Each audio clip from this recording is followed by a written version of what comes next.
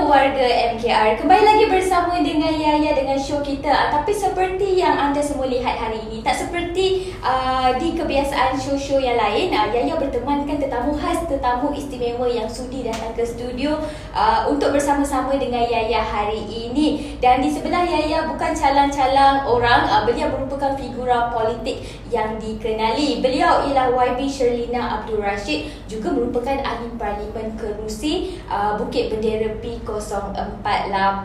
Mungkin YB boleh ceritakan sedikit tentang background YB. Silakan YB. Okay, hai semua. Nama saya Sherlina Abdul Rashid, born and bred Pulau Pinang lah, anak jati orang Pulau Pinang ni. Dan saya sekarang ni berkhidmat sebagai ahli parlimen seperti mana Yahya telah menyatakan bagi kawasan Bukit Bendera, dan pada masa yang sama adalah adun ahli Dewan Undangan Negeri bagi kawasan Seri Delima. Jadi sebelum, atau mungkin saya nak go straight lah pada background sikit.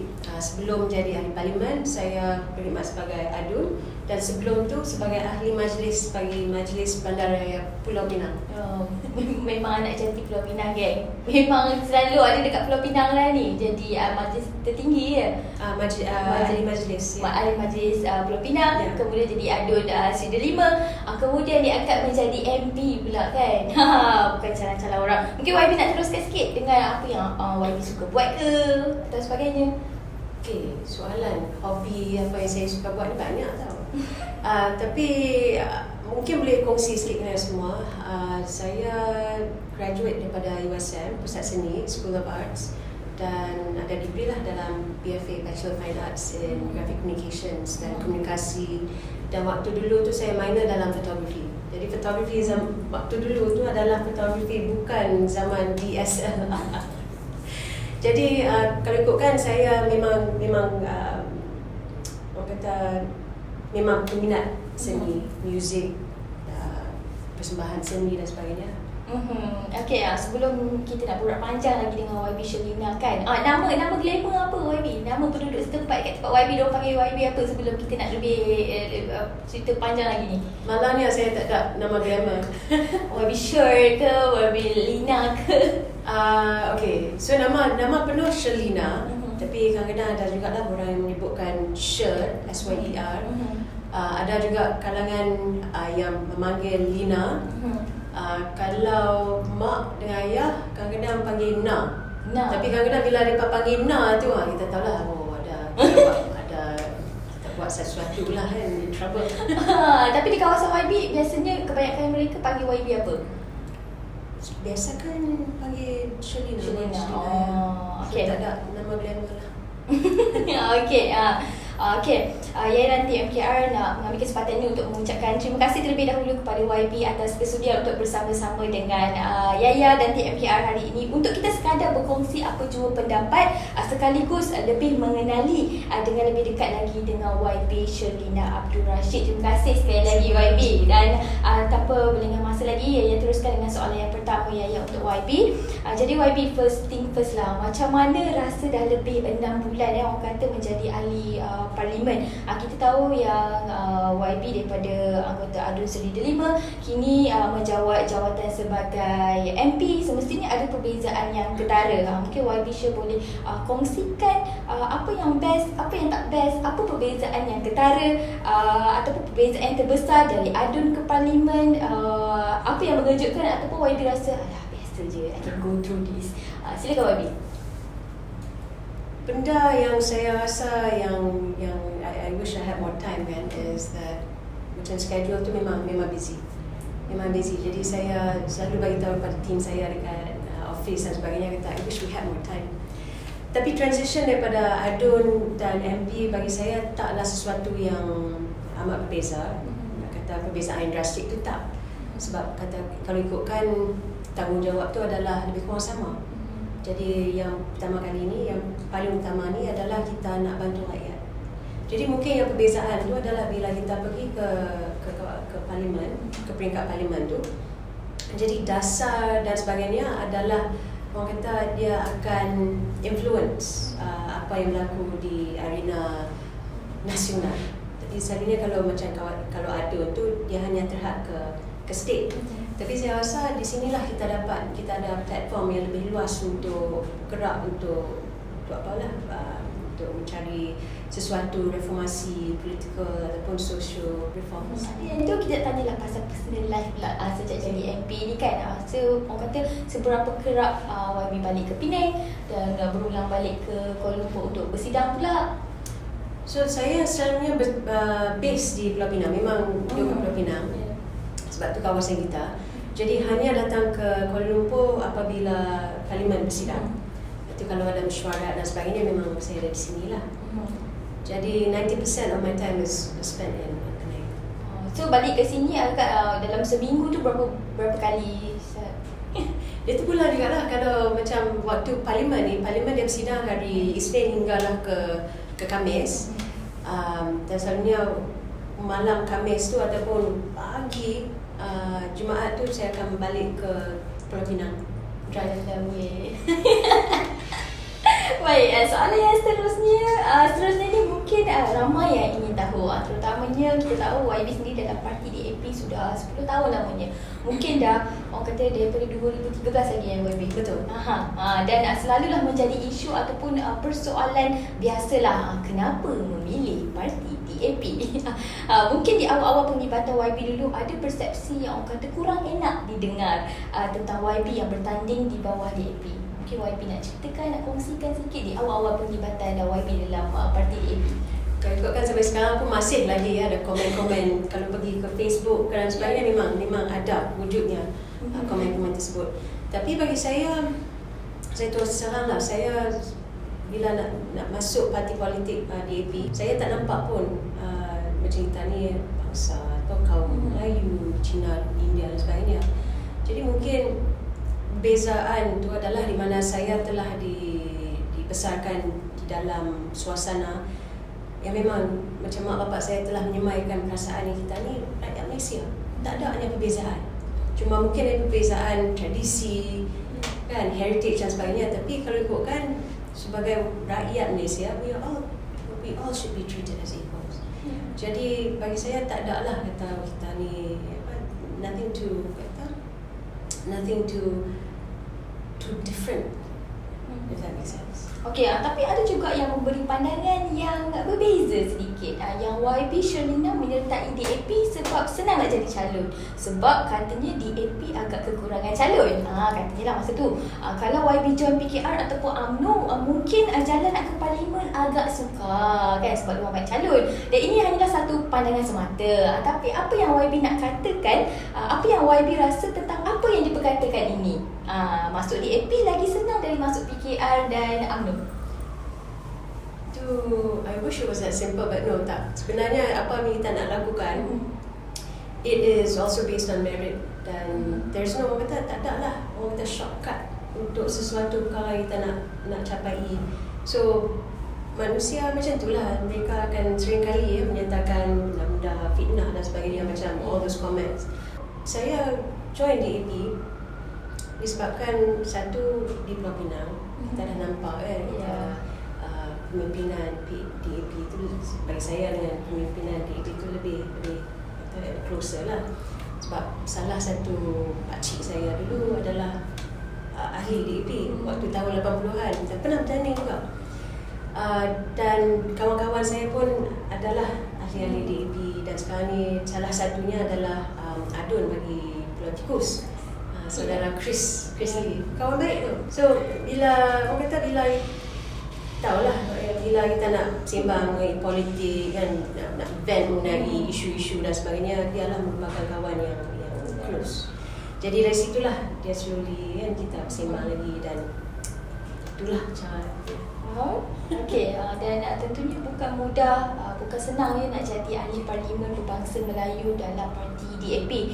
Kalau nak sembang tentang penerimaan, mungkin YB boleh kongsikan dalam 3 sudut yang berbeza lah. Dari sudut yang pertama, macam mana penerimaan dalam kawasan YB sendiri? YB Yaya adalah stok YB kan. social media YB. YB juga dilihat sangat aktif dalam menghadiri majlis kerakyatan. Jadi orang kata apa tahap penerimaan di sana? Bila kita tengok rekod YB mendapat undian tertinggi dengan hampir 80% di Bukit Bendera, tentunya yang kira mereka menerima baik kehadiran YB. Tetapi mungkin YB boleh ceritakan sedikit tentang sudut penerimaan yang pertama ni. Bagi penerimaan di kawasan saya, kawasan Bukit Bendera dan juga untuk kongsi jugalah di kawasan Sri Lima, memang tak ada masalah disebabkan mantan ahli parlimen, mantan Adun Sri Lima tu pun berkhidmat kepada orang kawasan jugalah. Jadi manusia ni bagi saya lah, manusia ni bila apa yang kita lakukan, biarlah kita lakukan dengan secara ikhlas.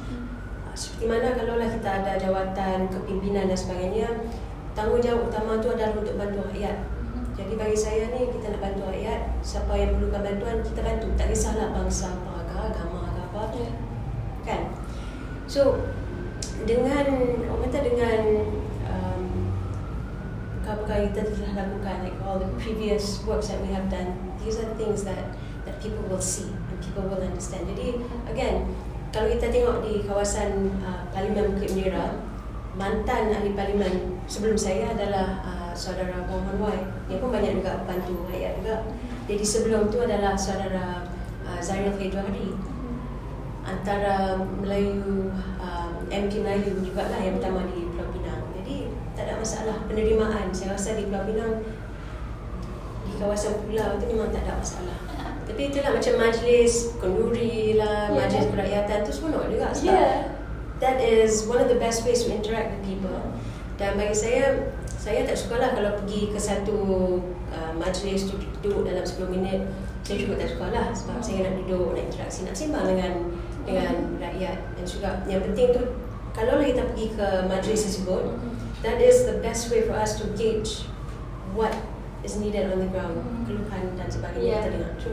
Okey YB, kalau tadi dari sudut penerimaan dalam kalangan penduduk kawasan YB sendiri, jadi sudut yang kedua ni kita nak tanya jugalah sejauh mana YB diterima dalam parti YB sendiri. Ini orang kata sangat menarik untuk para penonton muda, para pendengar muda, sebab mereka nak tahu juga bila mana wanita Melayu masuk di AP, macam mana lah jadi dia kan. Mungkin dari segi penggunaan bahasa, penerimaan ahli yang lain, juga adakah YB mendapat akses penuh dalam parti seperti ahli ataupun pemimpin yang lain, ataupun sekadar cukup syarat je?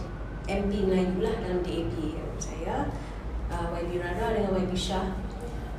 Perbezaan tu, YB Shah dengan YB Rara merupakan ahli-ahli CEC, Central Executive Committee. Saya tak ada lah kan. So dari segi akses dan sebagainya, I mean DAP has always been free, has always been very transparent.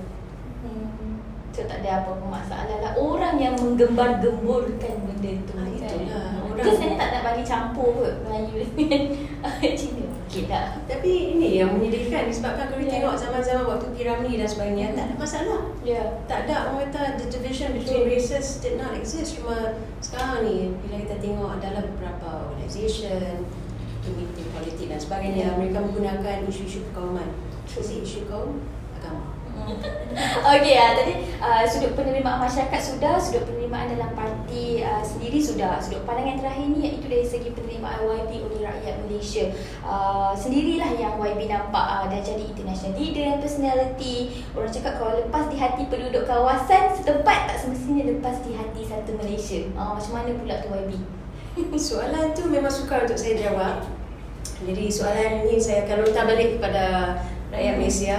Sila jawab kan? Sila jawab. Be sure. Okay, yang nak tahu jugalah kan, santai-santai je lah.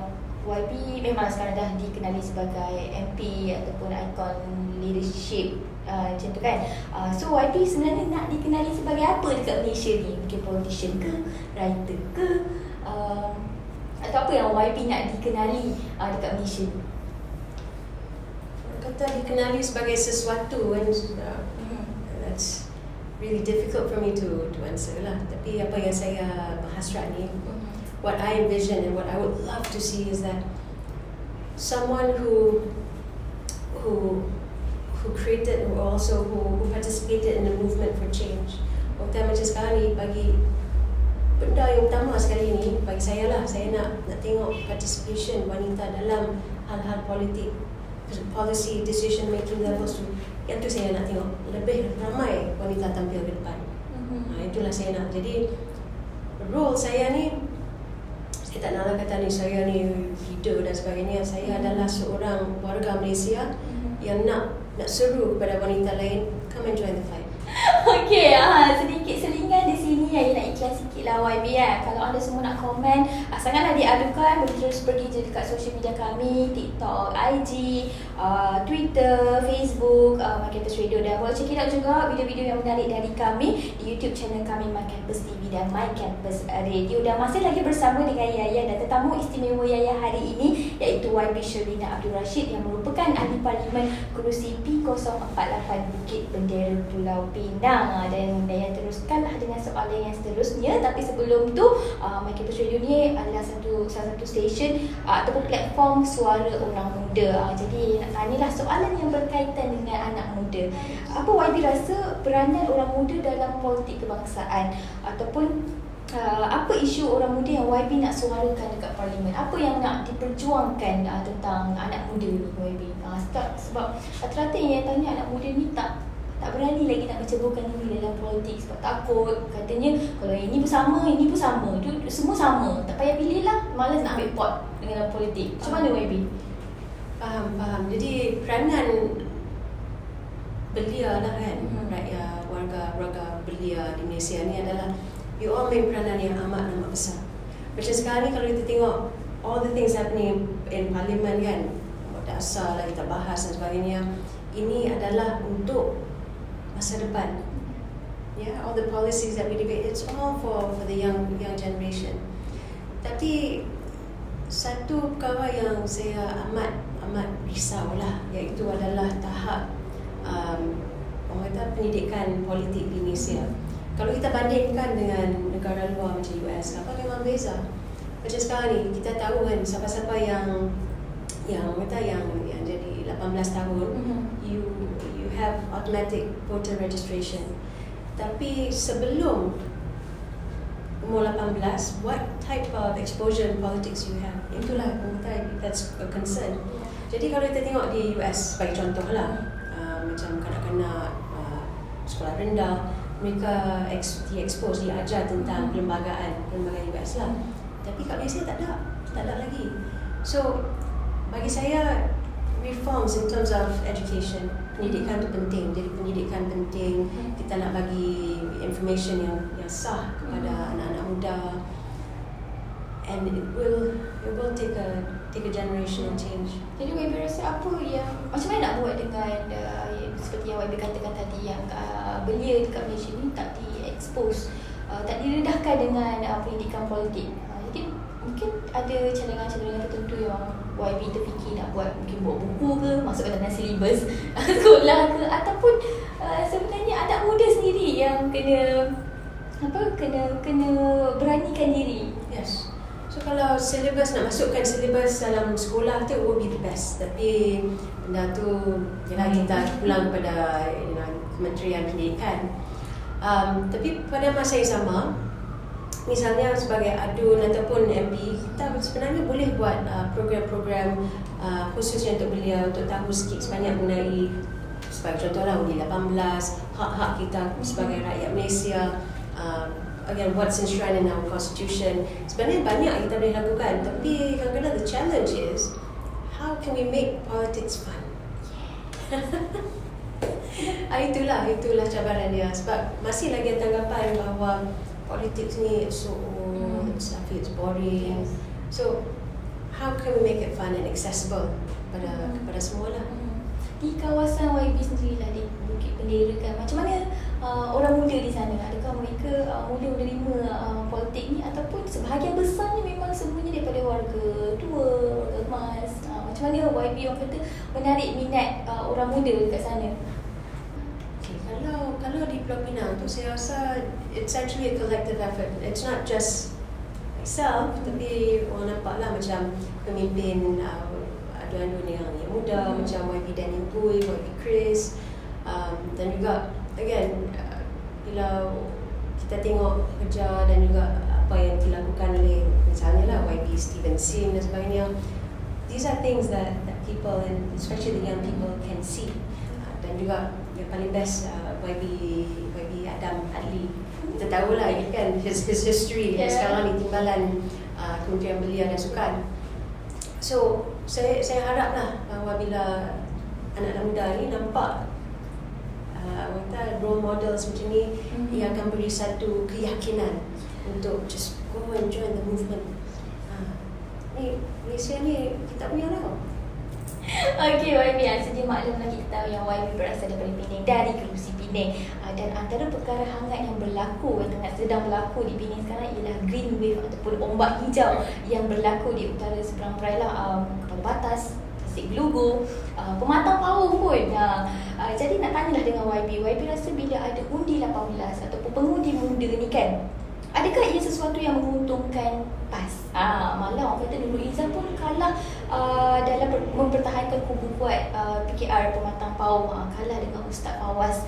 Jadi adakah undi 18 ini satu perkembangan yang bahaya bagi DAP dan apa kata harapan disebabkan orang muda Muslim lebih cenderung untuk mengundi PAS?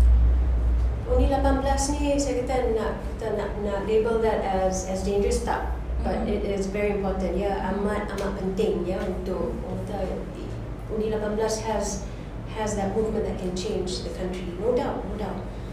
So balik pada green waves dan sebagainya, sebenarnya ada banyak lagi faktor yang faktor yang menyebabkan kekalahan dan sebagainya. But one thing is for sure, orang kata low voter turnout adalah satu perkara yang amat bahaya. So kalau kita balik kepada kita kaji balik kepada semua voter turnout untuk Pulau Pinang dan juga semualah kawasan, there's actually quite a drop, a little bit of a decrease. So satu lagi cabaran yang kita confirm akan hadapi waktu state election PRN ni adalah untuk we have to get people to come out to vote. Sebab again masih lagi ramai rakyat Malaysia yang tak tahu bahawa PRN ni you have to come out to vote. Tak habis lagi, tak selesai lagi ni. Dan ada juga yang menyatakan yalah kalau vote why 2 kali dan sebagainya. Tapi itulah ni tanggungjawab kita sebagai rakyat Malaysia. We have to. Okey YB, dan nak hujung-hujung ni kan, nak tanyalah macam mana YB sendiri mencari ataupun mendapatkan keberanian bukan sahaja menjadi ahli parlimen wanita DAP, tetapi YB juga dilihat lebih bold berbanding dengan ahli parlimen wanita yang lain. Orang kata YB Sherlina lebih lantang menyuarakan dan berani berhadapan. Orang cakap tak stand back lah bila kena kecam dan sebagainya. Dan baru-baru ni ada bacalah yang YB baru membuat laporan polis terhadap pemimpin lain, iaitu Menteri Besar Kedah Sanusi Mano, berikutan video ceramahnya yang menggunakan kata-kata lucah dan kesat. So mai datangnya keberanian YB tu, adakah disebabkan YB ni lahir pada tarikh kemerdekaan? Jadi tak hairanlah kalau darah perjuangan tu mengalir di tubuh YB Sherlina. Ni kali pertama saya dengar apa tu. Tapi orang kata berani kerana benar, right? So apa yang since you dah mention kan, apa yang telah dikatakan oleh misalnya kan Menteri Besar Kedah, dia sebagai seorang pemimpin janganlah cakap macam tu. And kalau ikutkan ada beberapa series of drama dan sebagainya, dia mengeluarkan kata kesat dan sebagainya, and then also downplay women's roles in leadership. Ada satu video dia katakan wanita ni tak boleh pimpin disebabkan kita kononnya ambil 3 jam 4 jam untuk siap lah. Orang kata tu ngamut. Bila bagi saya kan, bila saya berdepan dengan sesuatu yang bagi saya marah, saya kata sudahlah, I have to stand up and I have to say something. Tapi pada masa sama, saya rasa saya bukanlah seorang sahaja pemimpin ataupun ahli parlimen ataupun adun yang menantang. Banyak lagi ahli-ahli pemimpin wanita yang sama, yang lantang. Kalau ada sesuatu yang tak kena, they will go all out to say it. Buat laporan polis dan sebagainya, protes. So dalam apa yang kita nak buat pun, we need a good support system. Yang tu memang penting. Jadi support system saya alhamdulillah comes in the form of my parents, suami, abang and friends.